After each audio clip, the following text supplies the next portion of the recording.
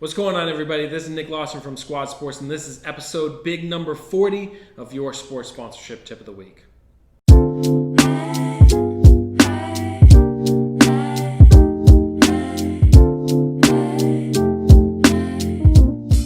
All right, this week, as you all know, we're basically pushing make goods right now.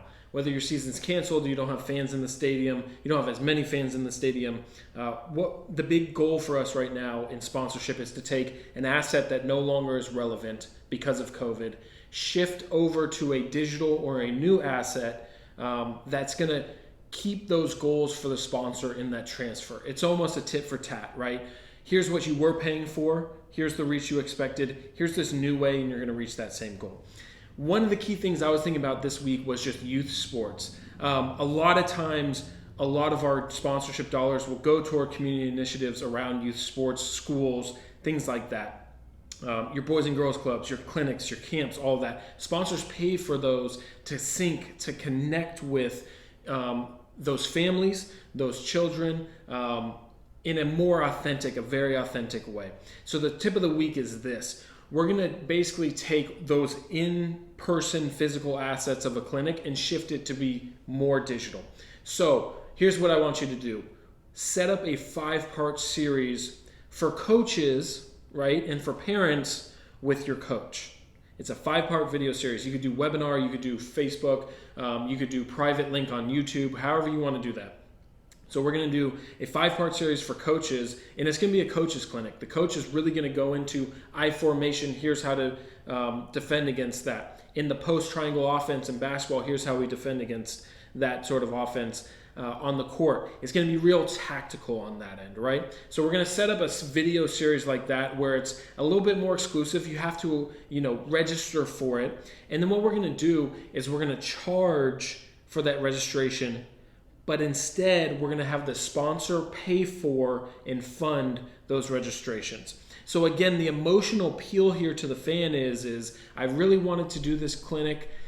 I don't really have the money or resources to be able to do it, but thank goodness this bank partner paid for me to go to that clinic, right? The reciprocity that builds, the trust, the higher consideration that builds with that fan, with that coach, with that family member who wants to join in is so key. Right? So initially what you're doing is maybe $30,000 was spent on signage by a company and youth clinics.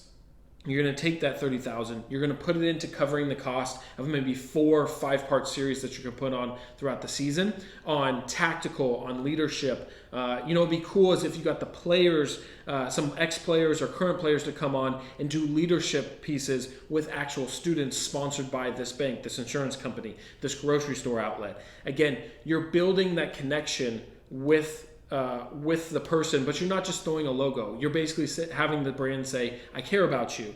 I want you to be able to thrive in this environment. So I'm going to pay for you to be able to come in our Coaches Clinic series. So again, the tip of the week is this. We're going to take that physical coaching clinic, that on the field stuff. We're going to shift it over to a video series that people have to register for. You could do a webinar. You could do YouTube where you have it password protected and only share the password with people who register. However you want to do that. But then what you're telling your sponsor is, hey, you're just going to fund these registrations for the entire camp.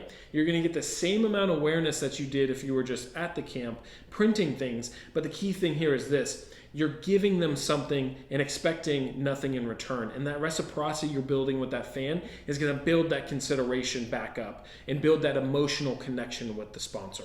A very, very easy way to do it. I know coaches are busy. I know players are busy. Maybe not as busy as they are or used to be, but if your seasons are canceled, they have some time on their hands. Not only does it build up your sponsor in the community and allows you to shift those dollars over so you're still getting that revenue from that sponsor, it also helps you build an impact in the community. The first team to do this in the community is really going to drive that fandom, that engagement.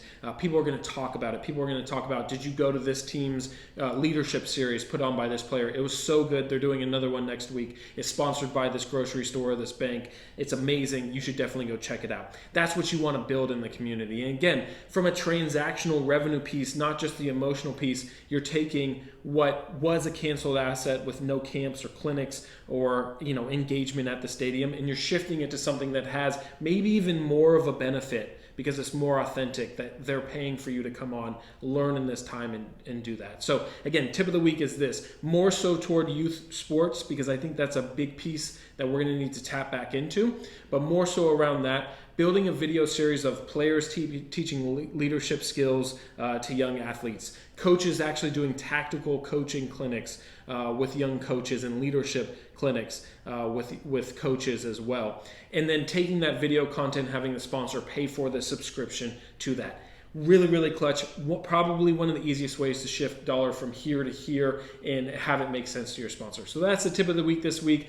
As always, keep pushing those limits in sports sponsorship. Keep getting creative. And I think the main goal here is we had this old asset. How do we transfer that into what we see now? And how can we transfer those dollars with the same sponsor's goal to have a similar outcome, just a little bit more tactical of how you do it, a little bit different on how you're actually going to pull it off. That's the tip of the week this week. Remember, keep pushing those limits within sports sponsorship.